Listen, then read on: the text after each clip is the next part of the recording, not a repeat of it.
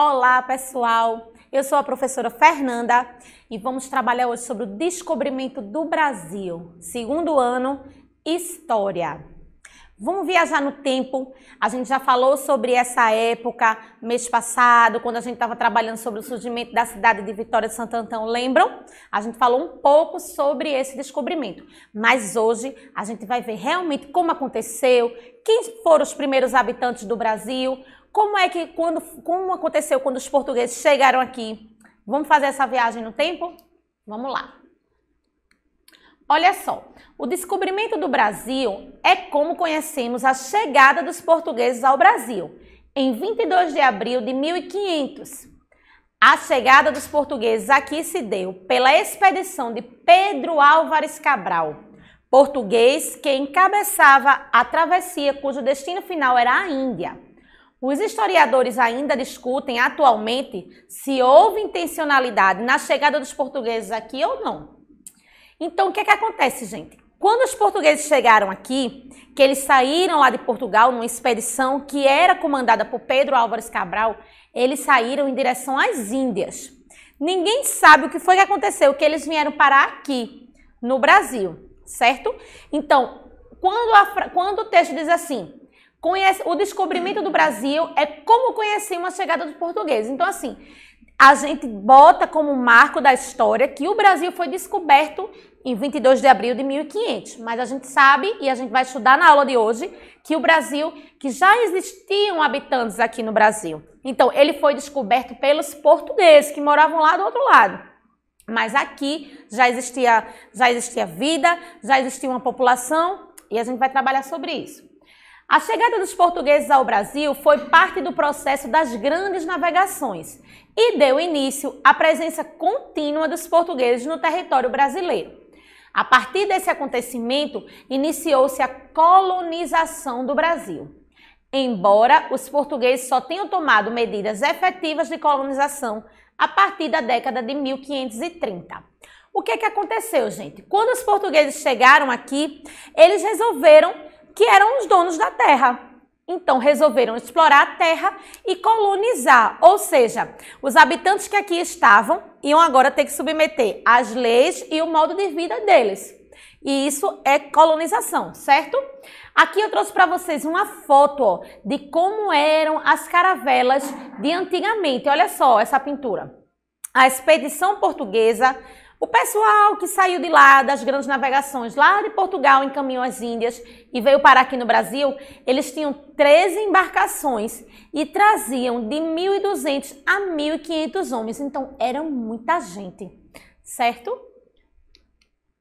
Olha só, essa ilustração mostra mais ou menos como foi que tudo aconteceu. Olha só. Os portugueses saíram de Lisboa no dia 9 de março de 1500, desculpa. Então, eles saíram de lá de Portugal, Lisboa era a capital de Portugal, ainda é, né? Eles saíram de lá no dia 9 de março de 1500, né? E aí eles foram navegando, foram 44 dias de viagem até avistarem a terra que hoje é o Brasil. Pedro Álvares Cabral era o líder de uma expedição com 13 embarcações e 1.500 homens. E aí, o que foi que eles viram de longe? Assim que eles avistaram a terra, eles viram um monte que eles deram o nome de Monte Pascoal, porque tudo isso aconteceu na época da Páscoa, certo?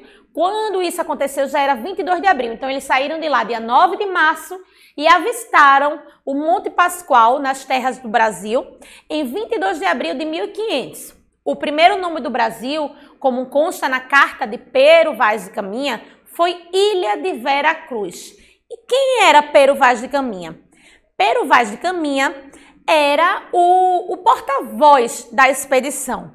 Ele foi acompanhando os navegadores durante toda a expedição e ele escrevia cartas e enviava para o rei de Portugal para que o rei pudesse saber como é que estava a expedição, o que é que estava acontecendo. Antigamente não tinha celular, ele não podia passar um WhatsApp para o rei de Portugal, né? Então ele escrevia cartas dizendo, então ele escreveu justamente quando chegou ao Brasil, o que foi visto primeiro e por aí vai. Olha só, então eles saíram de lá de Portugal, olha esse mapa bem antigo, né? Então eles saíram de lá de Portugal em direção às Índias, mas acabou vindo parar aqui no Brasil, né? Monte Pascoal, Ilha de Veracruz e Terra de Veracruz foram nomes que o Brasil teve antes de se chamar Brasil, certo? Olha só, mas será que o Brasil já era habitado antes dos portugueses chegarem? Ou quando eles chegaram, estava tudo vazio, só tinha terra e mato? Vamos ler sobre isso? O escrivão, olha aí, ó, Pero Vaz de Caminha, ele era o escrivão, né, da expedição. Ele registrou o primeiro contato entre os portugueses e os habitantes do local. Afirmava Caminha que eram puros e bons, admirando-se da nudez dos indígenas e de como não ficavam envergonhados com ela. Acreditava ainda Caminha que poderiam facilmente ser convertidos ao cristianismo. Então, vamos recapitular essa parte. Quando os portugueses chegaram aqui no Brasil, quem era que já habitava aqui? Os índios, certo? Os índios, eles tinham uma forma de viver diferente, a língua deles era diferente da dos portugueses. E como diz Caminha nas cartas que ele escreveu ao rei de Portugal, eles eram ingênuos, eram puros, eram homens bons. Não usavam roupas, né? Não tinham vergonha de estar nu e ele acreditava que os índios podiam ser facilmente convertidos ao cristianismo, que era a religião era a religião católica, né, de Portugal. Então, Pero Vaz de Caminha, ele afirmou que os índios eram ingênuos, eram bons e iam ser facilmente convertidos, certo? Portugueses e indígenas realizaram ainda algumas trocas de produtos. Cabral mandou erguer uma cruz de pedra para registrar que havia tomado posse da terra. Realizaram-se 2 missas no território, celebradas pelo Frei Henrique Soares. Essa terra teve vários nomes. Os tupis a chamavam de Pindorama, ou seja, os índios chamavam o Brasil de Pindorama, que em sua língua significa região ou país das palmeiras. Os portugueses, por acreditarem ser o local recém-conhecido, uma ilha, deram o nome de Ilha de Vera Cruz, mas a apelidaram também de Terra dos Papagaios, em virtude da existência de muitas destas aves. Então vejam só, quando os portugueses chegaram, que eles avistaram o Monte Pascoal, lembrando, gente, essa chegada foi aonde hoje é o estado da Bahia, pelo território da Bahia, aqui no nosso Nordeste, tá? Quando eles chegaram, eles não tinham noção da dimensão, do tamanho do Brasil. Eles achavam que só tinha aquilo ali que eles estavam vendo, então eles acharam que o Brasil era uma ilha. Por isso deu o nome de Ilha de Veracruz, certo? Alguns anos depois, passaram a chamá-la de Terra de Santa Cruz, pois perceberam que o Brasil não era uma ilha. Mas a designação de Brasil só ocorreria em 1505, em razão da existência de muitas árvores de pau-brasil, utilizadas na Europa para o tingimento de tecidos. Então, assim, só 5 anos depois de ter sido descoberto, foi que o Brasil passou-se a chamar realmente de Brasil, certo? De ter sido descoberto pelos portugueses. Vamos deixar claro e não vamos esquecer disso, tá? Então, porque aqui no território brasileiro existia uma grande quantidade de árvores de pau-brasil. Quem lembra do pau-brasil? Eu já dei uma aula aqui para vocês sobre extrativismo, lembram? E a gente conheceu o pau-brasil. Aquela árvore que o tronco dela por dentro é bem vermelho. Então, esse é o pau-brasil. Olha só, eu trouxe algumas fotos, ó, dos primeiros habitantes do Brasil. Então, assim, os portugueses chegando, sendo recepcionados pelos índios. Aí tem uma foto também, ó, de uma das primeiras missas que foi celebrada aqui no Brasil, né, pelo Frei. Os índios, eles ficavam observando e era tudo muito diferente para eles. No começo, eles se deram super bem com os europeus, né, com os portugueses. Depois foi que os conflitos começaram, porque os portugueses acharam que podiam dominar os índios, inclusive escravizar eles, ou seja, queria que eles trabalhassem para eles na exploração da terra. Olha só, os povos indígenas. Os povos indígenas que habitavam o território onde hoje se localiza o Brasil desenvolveram diferentes formas de organização, diversas culturas ou modos de vida. Havia povos que se sustentavam basicamente da caça, da coleta de produtos, da floresta e da pesca. Então, eles tinham um modo de vida simples, eles viviam da natureza, eles tinham uma cultura de vida muito diferente da dos portugueses. Dentre os principais povos indígenas brasileiros, destacamos os caçadores e coletores do Piauí e de Minas Gerais, os agricultores da ilha de Marajó e os agricultores tupis-guaranis do litoral e os povos sambaquis. Então, assim, o Brasil era imenso e eles tinham vários povos indígenas, não eram todos iguais, né? Cada região vivia um tipo de povo que vivia de um modo, eles eram diferentes. Então, o que é ser índio? Quando estamos falando de índios ou de indígenas, referimos-nos aos primeiros habitantes do Brasil. Eles eram os habitantes originais aqui presentes quando os portugueses chegaram em 1500. Então, estima-se que nessa época haviam de 5 a 7 milhões de indígenas. Então, gente, o Brasil já era habitado por milhões de pessoas, mas eles eram todos indígenas. E os europeus não aceitavam, achavam que eles tinham que se comportar e agir, e o modo de vida deles tinha que ser igual ao dos europeus.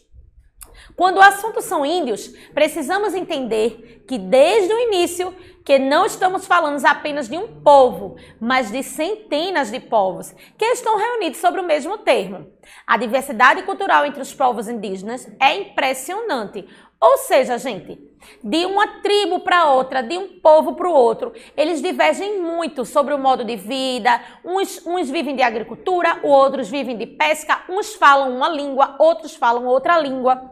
Então, não é porque são índios que todos têm que ser iguais. E aqui tem um último parágrafo que eu acho muito importante a gente ler, que é: um índio não deixa de ser índio porque fala português ou usa roupas, ou faz uso de alguma tecnologia. Muitas pessoas acreditam que os índios não devem fazer uso desses artigos, porque eles possuem visões de mundo marcadas pelo descobrimento e pelo preconceito em relação a eles. Então, até hoje em dia, os índios eles sofrem muito preconceito. Não é porque eles são índios que eles não vão poder estudar em escola, que eles não vão poder ter um celular, que eles não vão poder fazer uma faculdade. Então, hoje em dia, muitas pessoas ainda pensam assim, com aquela cabeça dos colonizadores de antigamente. Como viviam os indígenas daquela época? O tupi-guarani era a língua mais falada entre os nativos do litoral, ou seja, os nativos que moravam na beira da praia. Com o passar do tempo, ele foi se misturando ao português e o resultado foi uma língua geral, falada por indígenas e colonos. Além da diferença de língua, os povos indígenas do território brasileiro viviam de modo muito diferente dos europeus. Os colonizadores europeus viam essa diferença como algo a ser modificado de forma amigável ou violenta. Ou seja, eles não queriam, eles achavam que o modo de vida e até a língua que os índios falavam estava errado. Tudo tinha que ser do jeito que eles faziam. Então, eles queriam a todo custo colonizar, ou seja, fazer com que os índios agissem como eles. E eles podiam fazer isso tanto de forma amigável como violenta, que a gente vai ver sobre esses confrontos mais na frente. Olha aí, ó, os confrontos entre indígenas e europeus. Então, vamos lá. Em 22 de abril de 1500, quando a frota de Pedro Álvares Cabral aportou na Bahia, esse local ele era ocupado pelas tribos Tupi-Guarani. Esse fato foi importante e singular, pois nessa região as tribos tinham um caráter menos violento. Então isso facilitou a primeira conversa entre portugueses e índios. Eles falavam línguas diferentes, mas como esses índios eles eram menos violentos, eles não eram de guerra, então eles foram fazendo trocas. Por exemplo, os índios eles não tinham acesso a armas de fogo, eles não tinham acesso a tipo um espelho, um talher, coisas que os portugueses trouxeram, e aí eles foram trocando com os índios e fazendo amizade, né? Vamos ver no que essa amizade vai dar. Os índios recebiam presentes dos portugueses como instrumentos e ferramentas, espelhos, facas, foices, e em troca os índios trabalhavam, fornecendo a exploração lá para os portugueses. Foi aí que os portugueses começaram a explorar o pau-brasil, né? Essa árvore que tem o tronco vermelho por dentro, e essa tinta que era extraída do pau-brasil, eles levavam para o outro lado do mundo para vender para tingimento de tecido. Então, eles precisavam de uma mão de obra, eles precisavam de pessoas para trabalhar para eles, e eles acharam que essas pessoas iam ser os índios. Então, eles davam presentes aos índios para que os índios trabalhassem para eles. Índios e portugueses. O encontro de duas culturas. Durante os primeiros anos de descobrimento, os nativos foram tratados como parceiros comerciais, uma vez que os interesses portugueses voltavam-se ao comércio do pau-brasil, certo? Então, isso que eu expliquei para vocês. Eles eram parceiros, eles trabalhavam em troca de presentes. Os portugueses achavam-se superiores aos indígenas e, portanto, deveriam dominá-los e colocá-los ao seu serviço. A cultura indígena era considerada pelo europeu como sendo inferior e grosseira. Dentro dessa visão, acreditavam que sua função era convertê-los ao cristianismo, à religião deles, e fazer os índios seguirem a cultura europeia. Então, eles se achavam superiores, eles se achavam melhores, e eles achavam que os índios tinham que fazer as coisas do modo deles. E aí, foi aí que entrou o papel dos jesuítas. Certo? O que eram os jesuítas, professores? Jesuítas eram padres que pertenciam à Companhia de Jesus. Esses padres, eles vieram junto com essas navegações e também em anos posteriores, os anos foram passando e eles foram vindo, certo? E eles vinham para cá para converter os indígenas à religião deles. Certo? Então, eles tinham que catequizar os indígenas, que eles tinham que evangelizar os indígenas. Então, o que foi que aconteceu? Primeiro, eles aprenderam a língua dos indígenas. Eles aprenderam a falar tupi-guarani para poder ter um contato melhor com eles. E aí, eles foram se aproveitando da musicalidade, da forma de viver dos índios, para converter os índios, certo? E, com isso, ganhar o trabalho deles. Olha aí, aqui tem algumas imagens, né, dos padres conversando com os índios. São pinturas, né, gente, que naquela época não tinham fotos. E aí, o que foi que aconteceu? Chegou uma hora que os índios começaram a se sentir explorados. E eles começaram a lutar contra isso. E muitos confrontos aconteceram. Milhares e milhares e milhares de índios foram mortos, porque eles tinham um modo de lutar muito diferente. Eles não tinham arma de fogo, então eles apanhavam. Os portugueses queriam escravizar os índios. E aí eles chegaram à conclusão de que os índios não serviam para aquilo, que eles não eram fortes o suficiente para esse trabalho escravo que eles queriam fazer. E foi aí que eles começaram a sequestrar os negros lá da África e trazer para cá. Mas isso vai ser uma outra aula que a gente vai falar sobre isso. Por enquanto, vamos falar do ciclo do pau-brasil. Professor, o que é o ciclo do pau-brasil? É justamente isso que eu estou explicando para vocês. Quando os portugueses chegaram aqui no Brasil, que eles viram a quantidade de árvores que tinham dessa espécie do pau-brasil, eles viram que o Brasil era muito rico e que eles poderiam ganhar muito dinheiro explorando essa terra e essas árvores. Então, o pau-brasil começou a ser a principal fonte de renda, né, vamos dizer assim, de Portugal.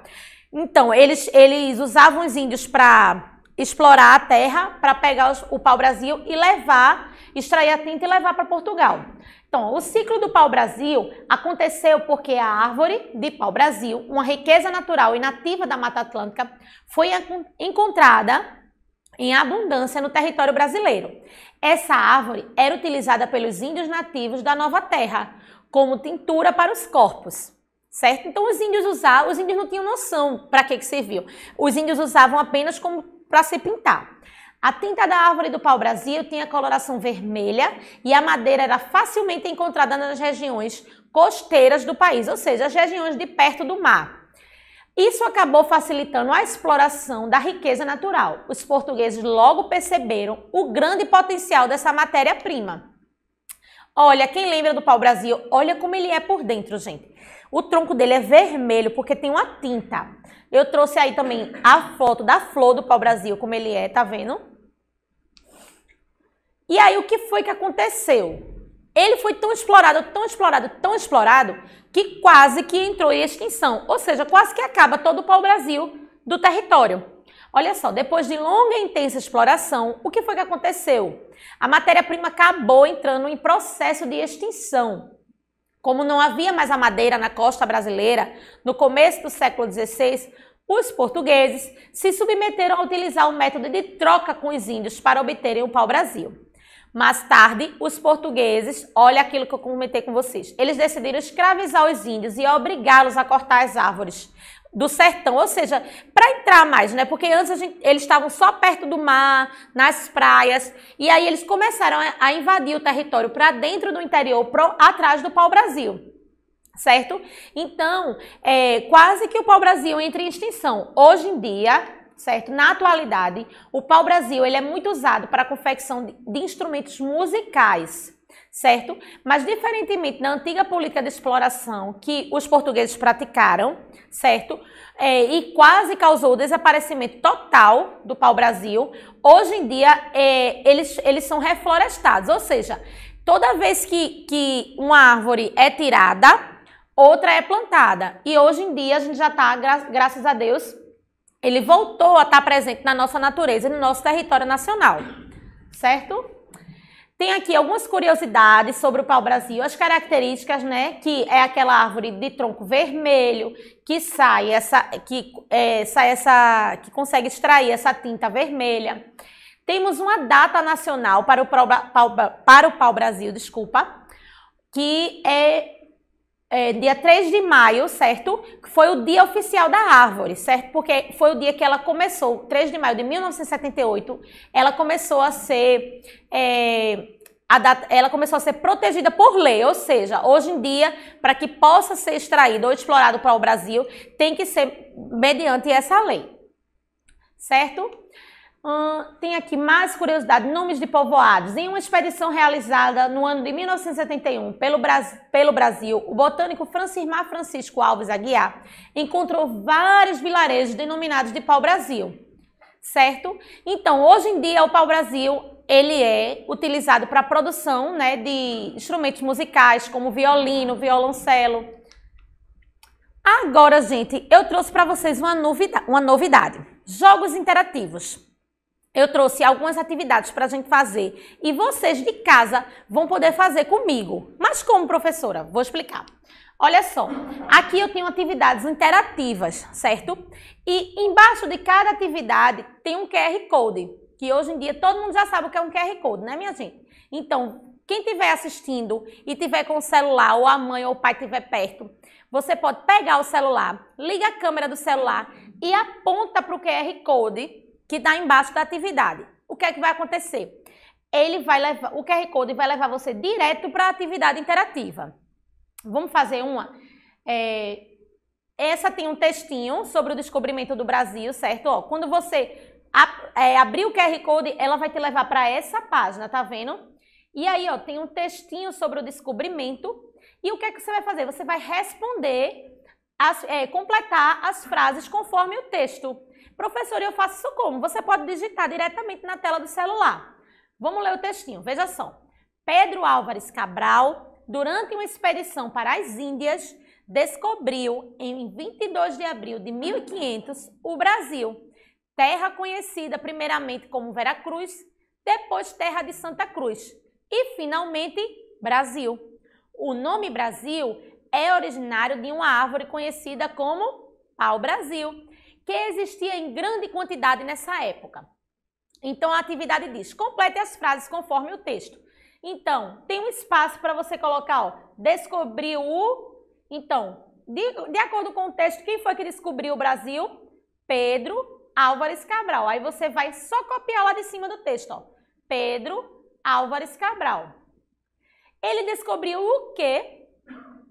O Brasil, durante uma expedição para as Índias. Descendo mais, ó, foi o primeiro nome dado ao Brasil. Qual foi o primeiro nome dado ao Brasil? Veracruz. O Paraná, árvore que existia em grande quantidade no Brasil, deu origem ao nome do nosso país. Como era o nome da árvore? Pau-brasil. Depois que você responde tudo, Aí você vai descer mais um pouquinho a atividade, ó, e vai ter esse nomezinho azul aqui, ó, finish, ou seja, acabei, final. Aí quando você clica, vai aparecer essa telinha para você e você vai na lupinha e ele vai checar quantas, sobe mais um pouquinho, por favor.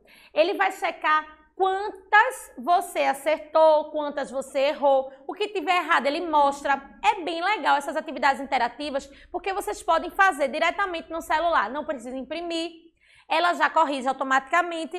E qualquer dúvida, você pode perguntar para a sua professora. Vamos fazer mais uma? Tem um lugar para você colocar o seu nome na tarefinha, o nome do professor, se quiser, certo? E aí a gente tem uma imagem colorida, assim, né, de desenho animado, mas mostrando caravelas chegando pelo mar. E quem é que tá aí, ó, só de tocar assim, observando quem é que tá chegando? Um índiozinho, certo? Então, ó, observe a imagem e responda as questões a seguir. O que está sendo retratado na imagem? A chegada dos franceses ao Brasil, a chegada dos holandeses ao Brasil ou a chegada dos portugueses ao Brasil? Aí você vai lá e você vai marcar a que você acha que está certa. Aí mais abaixo tem uma outra pergunta. Quais povos já habitavam o Brasil antes do descobrimento?